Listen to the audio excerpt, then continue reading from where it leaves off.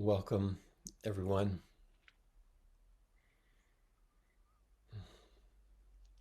As people continue to arrive and settle, let's sit as a welcoming to everyone, including those who don't come to sit, and to welcome everything. Here's the bell, which invites our sitting.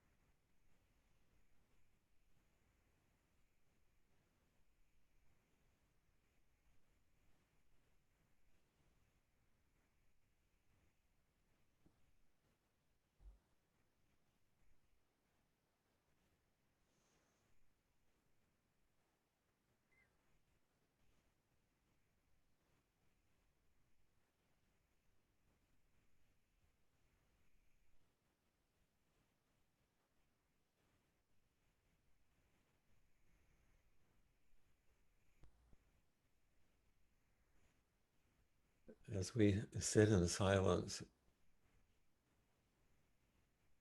together and yet distributed throughout the world.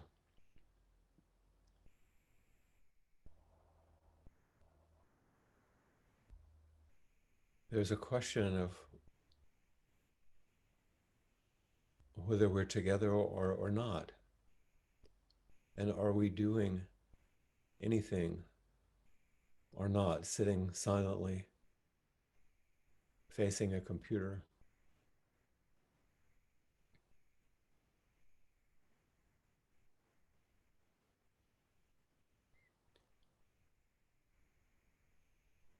There is actually no such thing as an incomplete moment. There's no such thing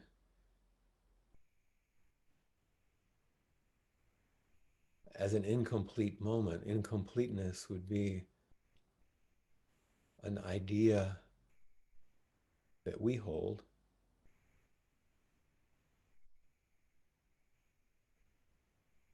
and how our current experience doesn't quite match up. And yet each breath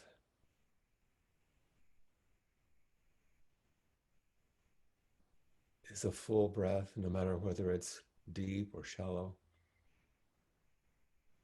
Each moment is unfolding according to all the causes and conditions, which means everything.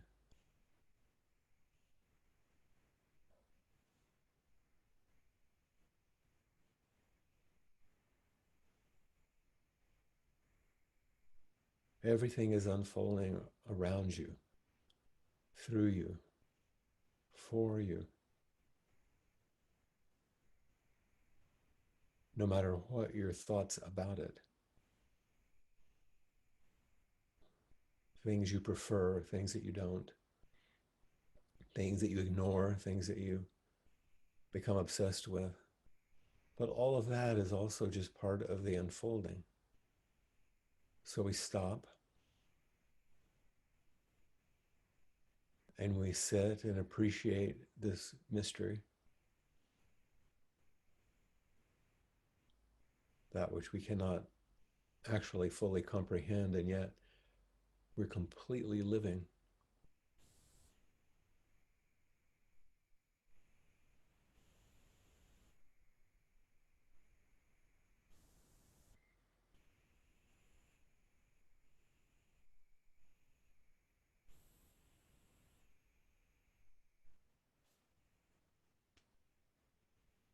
This silent sitting is far from nothing, because it's the gateway to appreciating everything.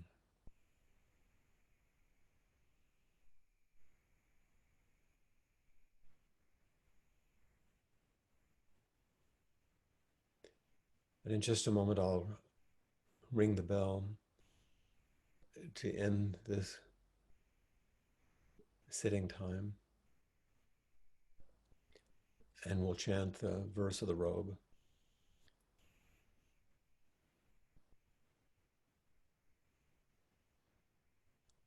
which reflects this reality.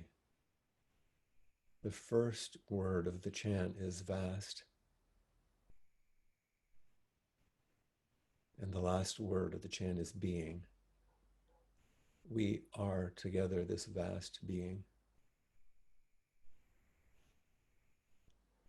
And it's what all spiritual practice, all religion points us to. No matter what the struggles and difficulties, perplexities, tragedies, and joys, how do we not forget the vast being in which we're living? How do we stay close to that unknowable and yet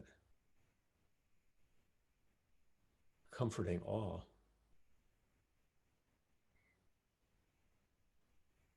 This is our practice.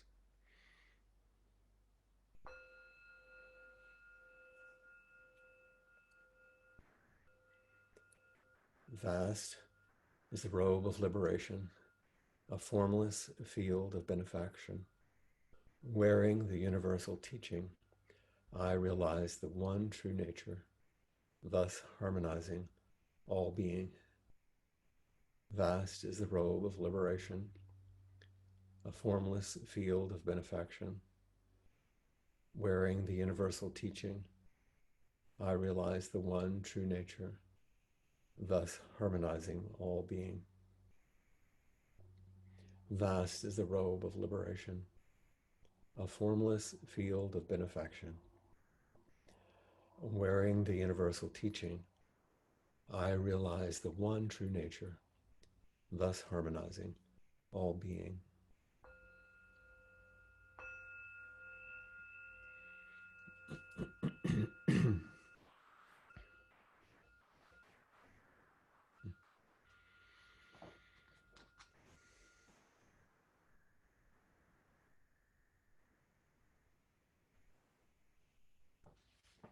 The first Dharma talk that I ever heard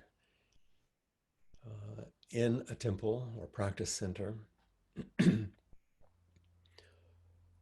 was at Green Gulch Farm, which is the rural practice center for the group of temples and monasteries of the San Francisco Zen Center. And the abbot at that time, Reb Anderson, was giving the talk. This is back in the early 90s. And he said at the end of the talk, I actually don't remember anything else he said in the talk now, all these years later. But at the end, there was a small pause and he offered a question as his conclusion. And the question was, is it ordinary or is it holy? Is it ordinary or is it holy? This kind of division, of course, is the dualistic way of our mind. And the gap that's caused by that separation is what our practice aims to bridge or explore or plumb the depths of. What's sacred, what is not? When do we feel like we're inside the temple and when are we outside? And as I was contemplating these things this week, I came across a poem which are often prompts for me, as you know, and from one of the, I laughingly say, patron saints of our practice, Mary Oliver. And a poem I'd not seen in quite a long time. I'll share it with you so we can read through it together.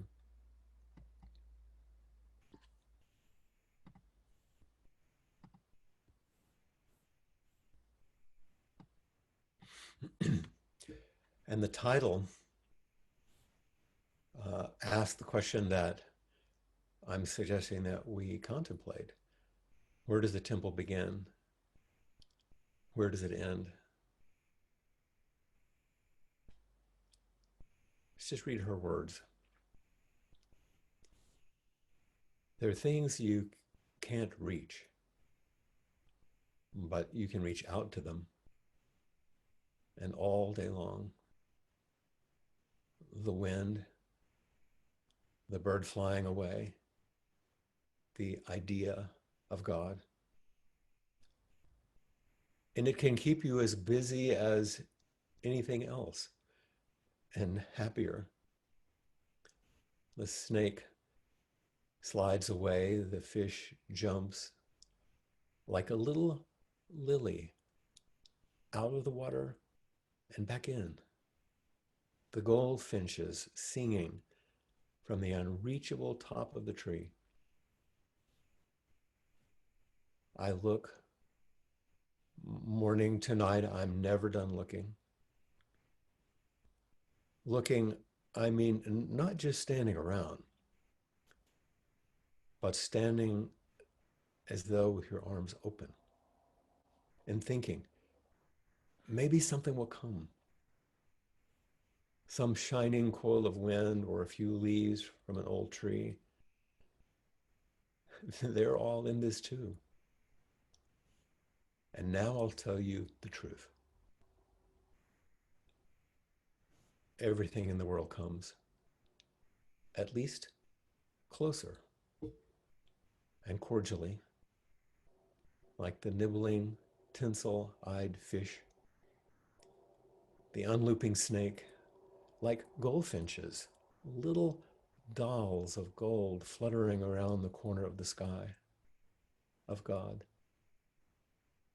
the blue air.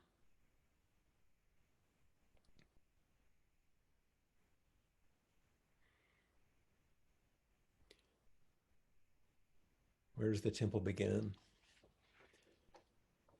Where does it end? Once again, these ideas we have about how we divide up reality based on how we feel or think about things. She begins with, if you don't mind, I want to walk through the poem in the ways that I've been walking through it these last few days. There are things you can't reach. There are things you can't reach, but you can reach out to them. I often speak of the way in which our practice invites us to become intimate with and open to and follow what I call the embodied inconceivable. That which actually moves through your body is your body. You realize your body as the body of life, which is inconceivable and yet realizable. You can wake up when you hear certain kinds of music, see certain kinds of sounds, touch a baby's skin. Things that move through your body so powerfully that you definitely feel as if you're in the temple, and you begin to realize there's no edge. So there are things you actually can't reach, but you can reach out to them. And all day long, this is our practice. To feel the longing, Suzuki Roshi's inmost request, he would say, what's that deep thing that's calling from inside? And reaching, not in some physical or intellectual way so much, certainly not a philosophical or theological way, but reaching with our breath and our heart. There are things you can't reach, but you can reach out to them, and all day long. And then, of course, the images from nature that Mary Oliver uses, the wind, the bird flying away, these ineffable moments of life. And then she says the idea of God, the idea of something larger, the idea of liberation, of freedom, the idea of goodness, of love, the idea of whatever your heart and mind reaches to, that is goodness, that's creative, that isn't bounded by your ideas, that's beyond that. And it can keep you as busy as anything else and happier. This feels like a life of vow to me. Uh, what can keep us busy and happy? Faith in that which we can't reach. Refuge in what's always and already here. So we can ask ourselves, where do we put our energy? Where do we focus our life? What do we fill our consciousness with? What do you bet your life on?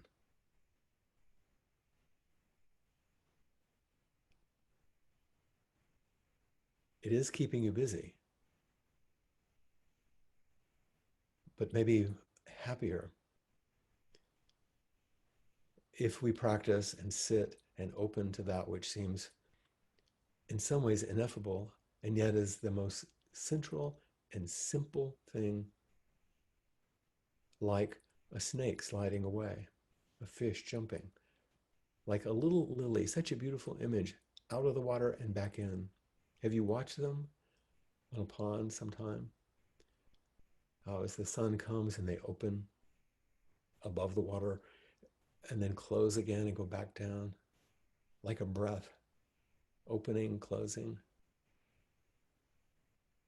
And the goldfinches, as they sing from the unreachable top of the tree. You know, nature is endlessly showing you itself. And what we forget is we're endlessly showing everyone else ourselves. Our coming and going, our opening, our closing. Really what we see as we look out in nature and forget that we're part of sometimes is we're seeing the flux and flow of impermanence and interdependence, the dance of what life actually is. We use these words, impermanence, mutual causality, these big words, but it's just life. Always moving, always changing, always alive. And that unreachable top of the tree is not meant to be reached. It's not a failure or a limitation. In some ways, it's because there actually isn't a top, that there's always more. There's always space and possibility that matches the space and possibility of our deepest longings. So she says, I look. Morning to night, I'm never done with looking. This is our continuous practice. I sit, I care for my family, I work, I protect others, I play, I tend the garden, I look morning to night. I'm never done with my life. But not just living it, looking. And she says, looking, I mean, not just standing around, but standing as though with your arms open. We sit silently, not just sitting around, waiting, but welcoming, offering, receiving, not waiting. And thinking, maybe something will come. And once again, she uses her imagery from nature. Some shining coil of wind, or a few leaves from any old tree. They're all in this too. Everything is in this. Nothing is separate. Where does the temple begin? Where does it end?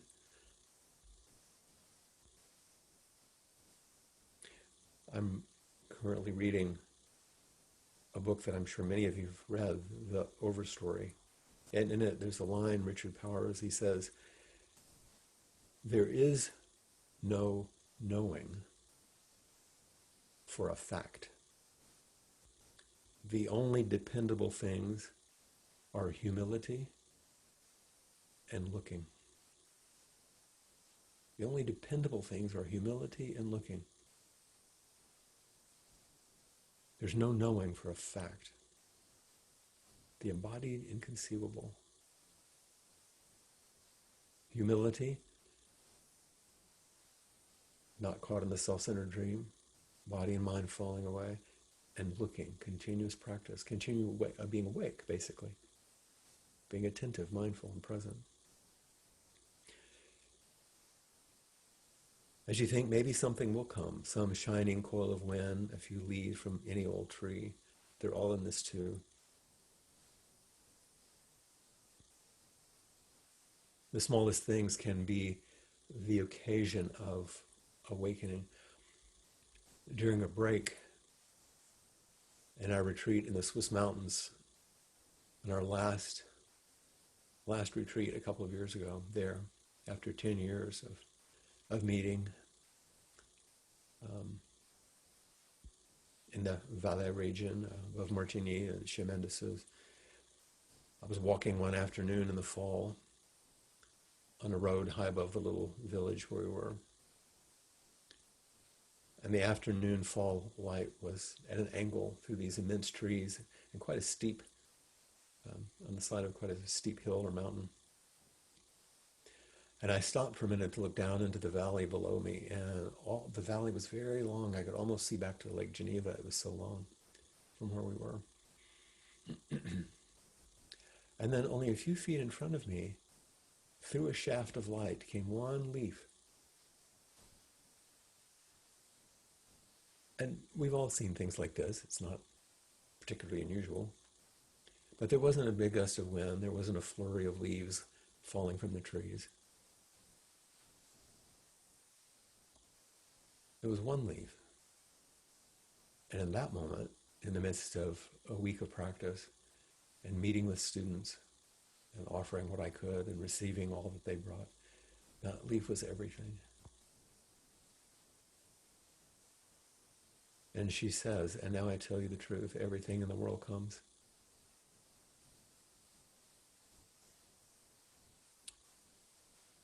At least closer. Nothing is hidden. Nothing is missing. Life isn't holding itself back with some idea about whether you deserve or don't deserve or whether it should be. It's full. It's completely itself. And cordially. I like that image. It suggests a kind of, at least kindness, or maybe compassion, at least with some respect. Like, and then she uses some more images of the nibbling tinsel-eyed fish, the unlooping snake, like goldfinches, little dolls of gold fluttering around the corner of the sky. These images of specific and precise things, not just the fish, but its eye, not just the snake, but the way it moves. Because we enter the universal, we enter the temple by taking a specific step with something precise, not something esoteric. And like goldfinches, little dolls of gold fluttering, and now she moves into imagery called forward by the life that we step into. The boundless awe, really, surrounding and penetrating it all. The divine and the specific. Remember the question, is it ordinary or is it holy? Where does the temple begin? Where does the temple stop? Fluttering around the corner of the sky of God, the blue air, the sky of God, the blue air, the spacious fullness, completeness, and wholeness of life.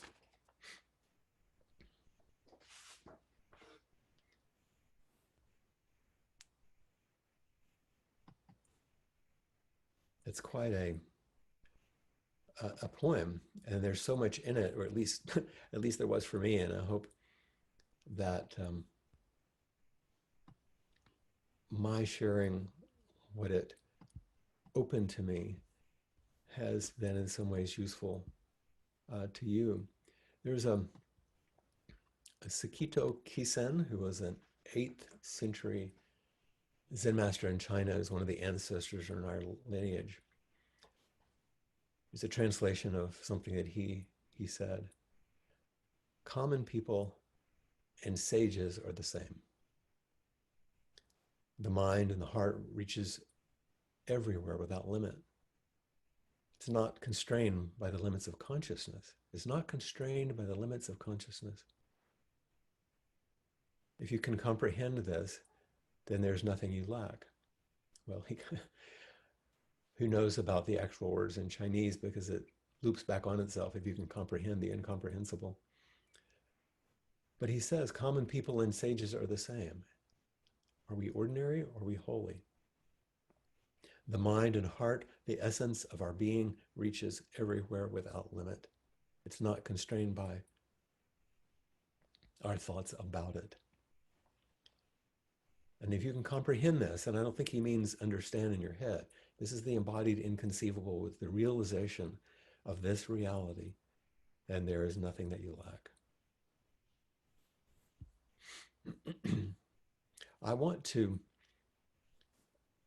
add, before I close, something that is a version of something I wrote a while back in response to this kind of tug.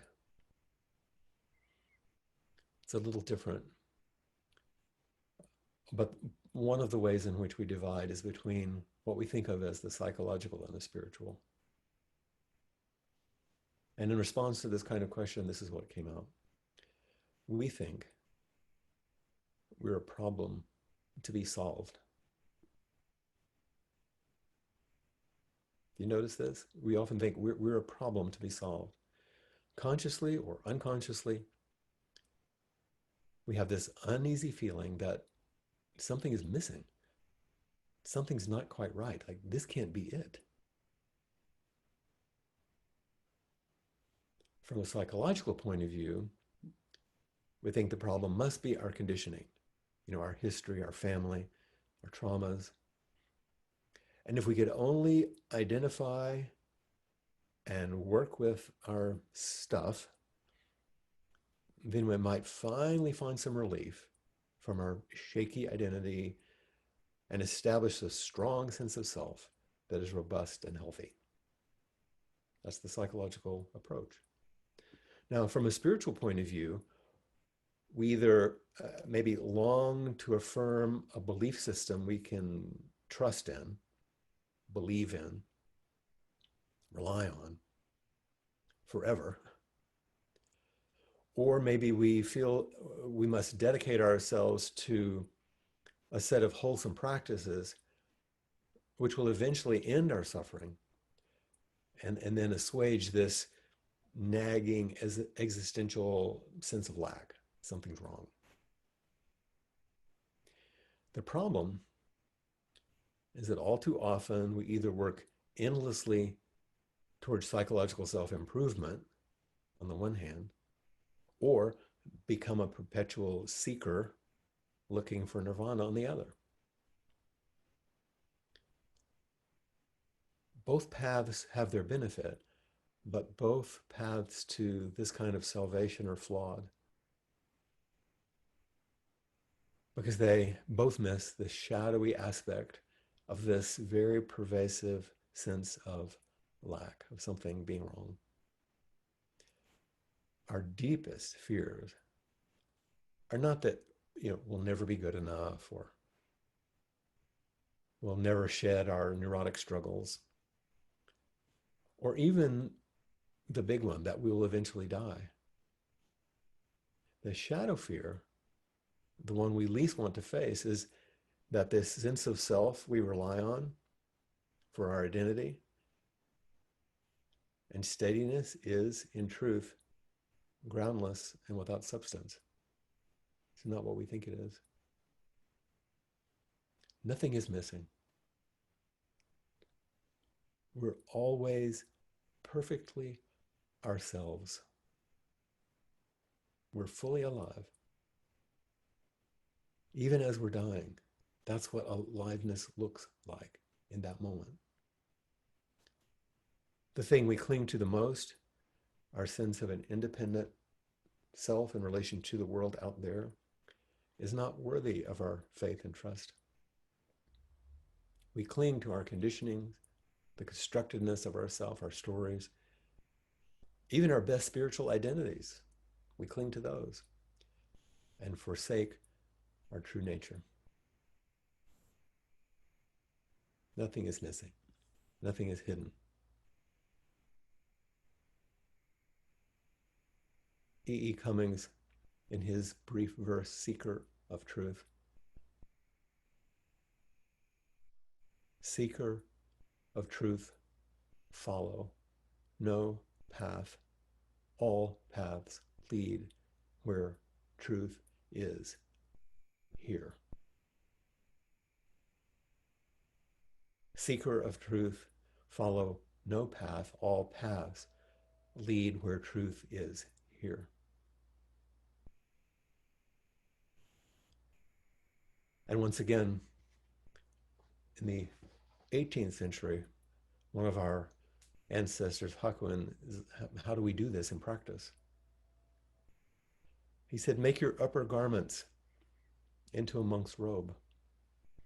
Make your chair your sitting cushion. Make the mountains, rivers, and great earth the sitting platform. Make the whole universe your own personal meditation cave. This is the true practice of the sages of the past and of today. And we aren't different than the sages of the past. And this is the temple. You can set yourself in it or out of it, but that's only an idea. Or you can wake up to it and receive the blessings and serve everyone attending. And that's our job. And that view of life is full of care and love and fierceness and steadfastness, qualities that I hope most of us want in this life for each other, for ourselves. So if this has called forward some questions or things that you'd like to discuss, please raise your hand and let's spend some time connecting. I'd love to meet you.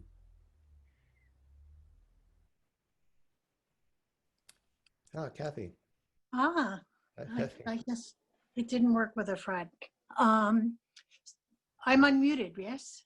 Yes, you are. I hear you Good, quite good, well. good. Thank you. I had two things actually. One is from last week, Yes. because remember you were trying to close your small thumbnail picture and you couldn't, and you lost the screen. I wanted to let you know that at least on my iPad, we could close the thumbnail. Yes.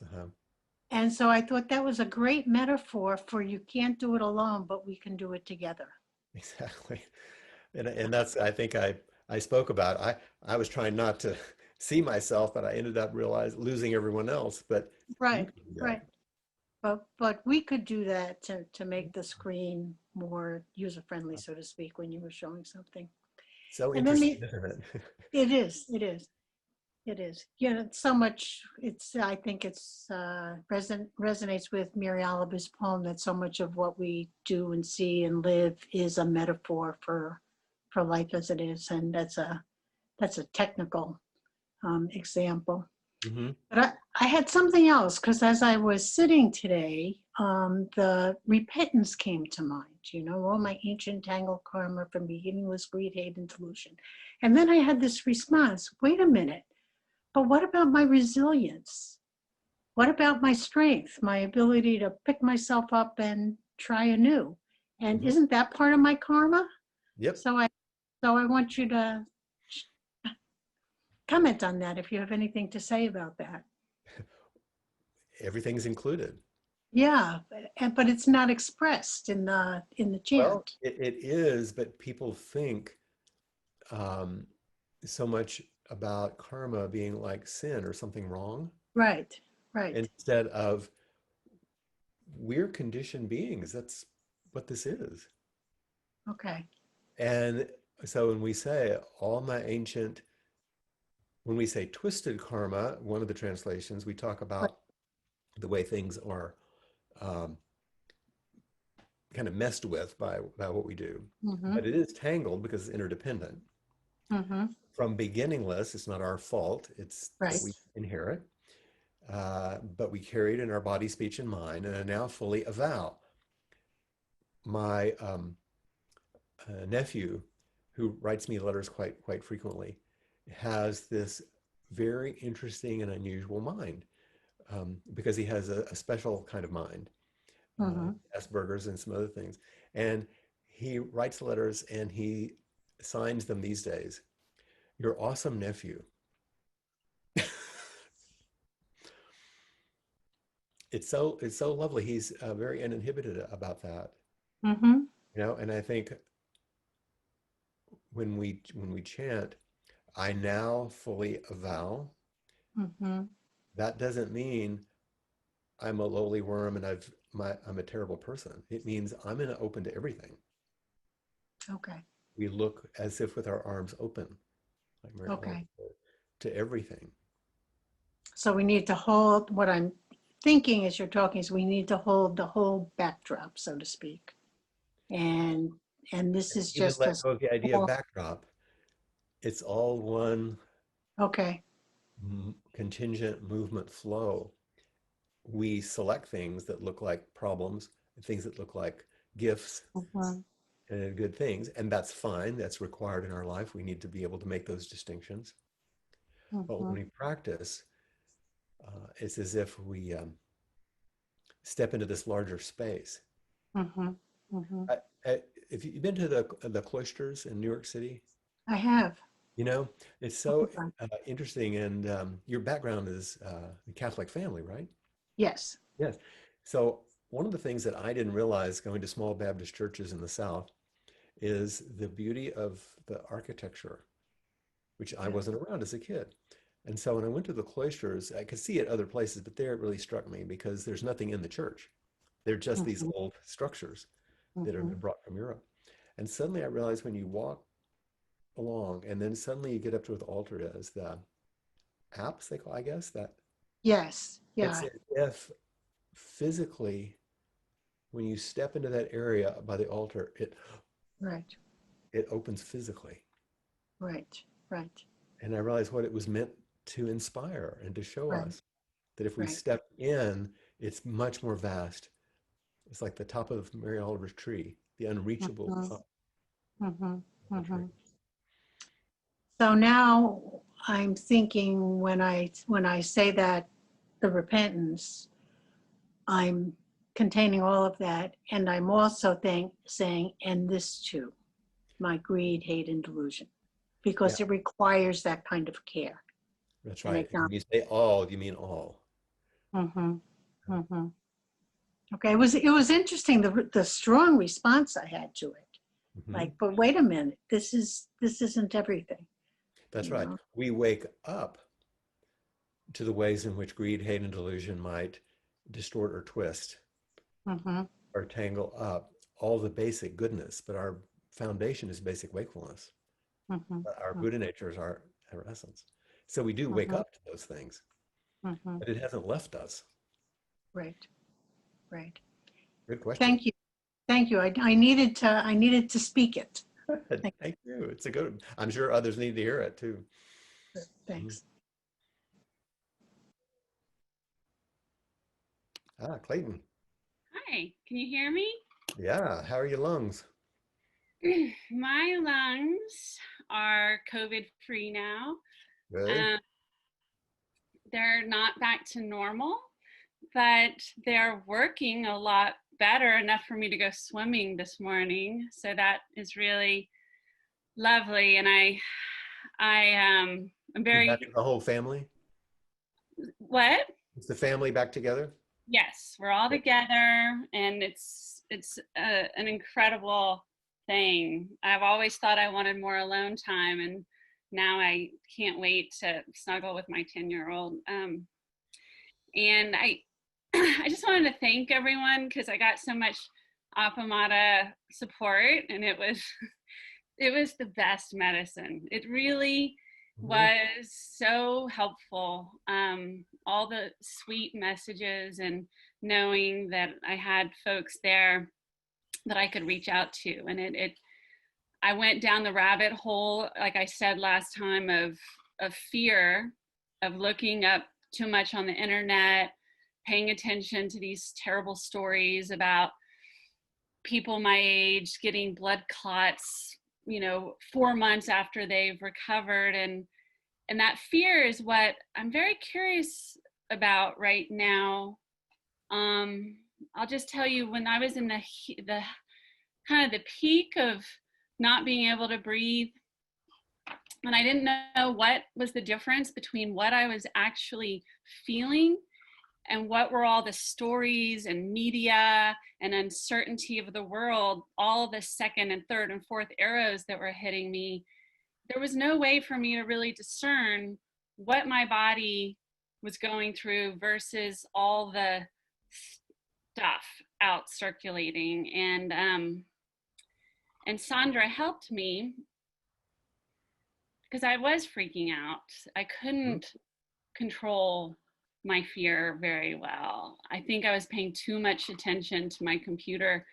And she told me the acupressure points, but I already told you guys about. But then she just said, "Are you afraid?" And I said, "Yeah, I actually am." And I hadn't admitted that.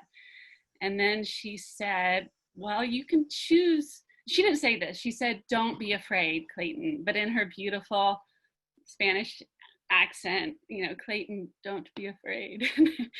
And it hit me like this amazing knife, like a nice knife of like, could I really choose not to be afraid? Like, can I make that choice? I'm sure Suzuki Roshi, if he had COVID, he would just sit with what he was feeling and not let everything spin out, the physical feeling. And I couldn't really do that. And so my question to you,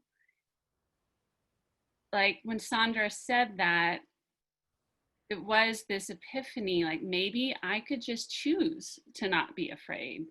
And I'm still struggling with that, because now that the acute part of the illness is over and I'm dealing with not being yet back to my former self cognitively or physically, and I'm different.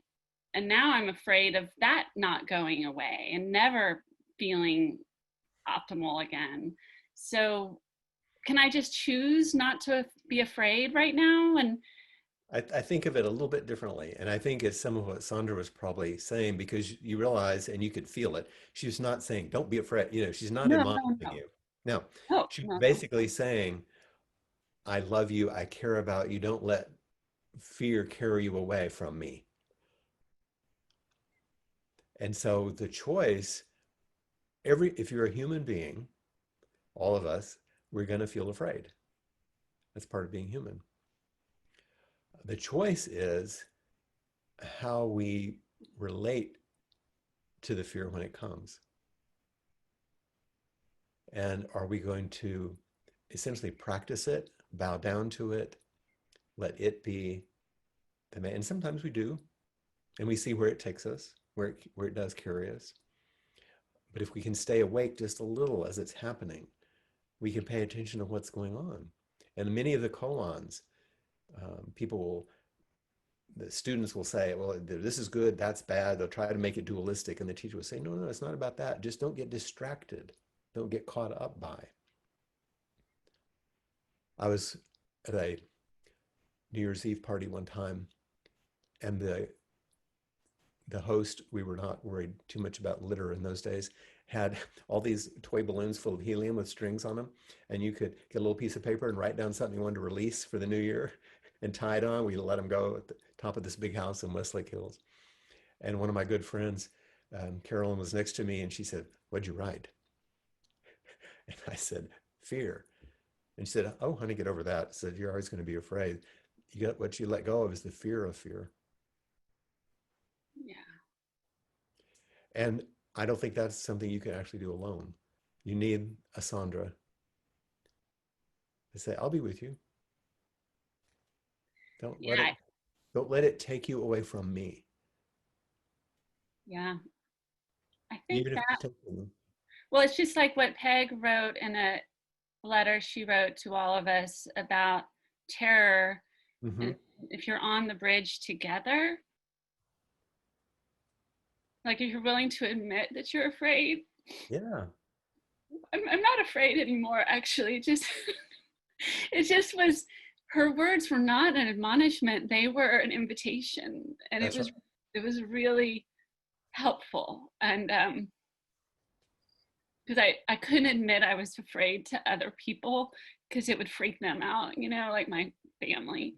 I didn't want them, but it was really helpful, and it was just through Zoom, you know, but it And was she was asking you to remain in relationship with her, not to remain in relationship with your scary thoughts and with what you're seeing on the internet. yeah. And that's the part you can choose. Where are you going to put your heart down? Where are you going to have faith? Remember, sadha, the word in the Pali Canon that's translated as faith in English, Uh-huh. means to place the heart on. Where are you Yeah. going to put your heart? Yeah, and And I like what you just said about, do I want to stay in relationship with my crazy thoughts? yeah, Because when you're locked up in your room by yourself with your computer, that's kind of an easy place to go when you're feeling like the dementors are taking that's right. over your whole body. And so when And you're feeling good, that's why you practice, so you'll have that available when the going gets rough. yeah, yeah, the dementors.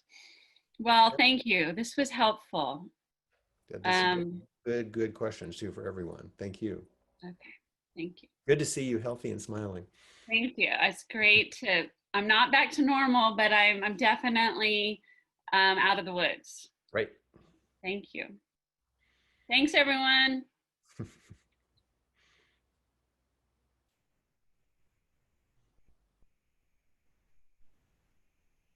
Hi, Susan. You're still muted. Make sure you unmute there. Okay, I've got it. Thank you. I have a comment and a realization and a question. Okay. Okay, my comment is how beautiful the pictures of your father were Oh, thank you. Uh-huh. that you shared with us. And you know, that last one of his hand was particularly Mhm. moving to me. So thank you for doing that. I'm kind of new to the practice of Zen and reading about Buddhism and things like this, but I'm so interested. Mhm. And the materials at Appamada I've printed off and I've been reading and studying, and I'm very appreciative of all of that. And what dawned on me just a couple of days ago was I hear you speak of the practice of Zen and practicing. And so it occurred to me that so that's what you do all the time. You catch yourself. I catch myself and I try to breathe and I try to be present. And so that's practicing, Yeah. right? Yep. So that's it. Part of There's it, I suppose. Yeah, there's sometimes we talk about Zendo practice, you know, the formal kind you do in the meditation hall, Mm-hmm. and then the life practice, the part you do outside. It's just like in our Christian background, both of us grew up traditionally Christian. You Yes, go to church, you go to Sunday school, you meet with your friends, then you have a sermon, and that's the church practice. But then that's not the end of being a Christian. You have to right. practice it all the time. It's the same thing. Yes, yes. I kind of realized that just the other day that that's the practice part is You can, daily. here's the distinction. The way I learned from the Christian point of view when I was a kid is to believe in something. But when I started practicing Buddhism, I realized, oh, the request wasn't to believe in Jesus, is to put on the mind of Christ. Oh, yeah. That's different. It's a practice to be in deep communion with, not just worship. Nothing wrong Yeah. with worship, but it's a that's the actual practice. Yes, I get it. I get it. My question, I'm glad that Kathy brought up the verse on repentance Mhm. because I was reading that a few weeks ago, and my question is, why would that make me feel so good to to read that and to take it in, and it gave me a great sense of peace and calm and relief. And why would that make me feel good to Well, I don't know, Susan, but I don't either, I'll tell you but why it it makes me, did. but I'll tell you why it makes me feel good. Because it's so relieving to face the truth. Yeah. When you say, I now fully avow, I'm going to stop lying. I'm going to stop hiding. I'm going to stop distorting. I'm going to stop trying to put on a good face. I'm going to stop all that and actually tell the truth. And all the positive things, like everything. I'm going to be honest with myself and with the world and stand up in the middle of my life, say, this is me. That is so relieving. Rather than trying to be good or whatever. And the other part, and you touched on it with Kathy, is about how it has come down to us through the ages, through our ancestors, our families. It's all beautiful and twisted and messed up and perfect and wrong, and it's all That's right. mixed up there. And to avow that, I And just that's not a felt such a mistake. That's relief. just how it is. Yeah. Yeah. And to say, oh, I'm a human. That's how that goes. Hmm. And so that's the beginning. That's not the whole. Then it's like, okay, now I have something to work with. Now I have something to practice. And even if I'm compelled to go back. We're kind of at the end of our time here, but if you go back to in the Gospels and the Jesus story, that's what that was. Everything was a mess. And yet he continued to say, well, but this is what you do in the middle of a mess. This is the kindness that you offer. This is the steadfastness. You just continue to offer what's good. And a lot of people didn't like that, got him killed um, because it was so radical and so true. Well, that was the message of the gospel, wasn't Right, it? It was the new life, that you can have a new life and you right. can And be that's what we're free. saying. You can be awake and more free and liberated from all the old beliefs and ideas and constrictions. But first, you have to admit who you are. And that gives you some relief. It did. Yeah. It was kind of odd. Yeah. And so now, since we're at the end of our time, we're going to chant the actual practice. So thanks, Susan. Thank you, Flint. Mhm. And the four practice principles really cover what we've been talking about. Caught in the self-centered dream, only suffering. Holding to self-centered thoughts, exactly the dream. Each moment, life as it is, the only teacher, being just this moment, compassion's way. Caught in the self-centered dream, only suffering. Holding to self-centered thoughts, exactly the dream. Each moment, life as it is, the only teacher, being just this moment, compassion's way. Caught in the self-centered dream, only suffering. Holding to self-centered thoughts, exactly the dream. Each moment, life as it is, the only teacher, being just this moment, compassion's way.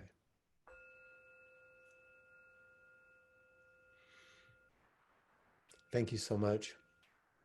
As always, I'm grateful for your participation, your presence, and also your support. And I look forward to seeing you next week.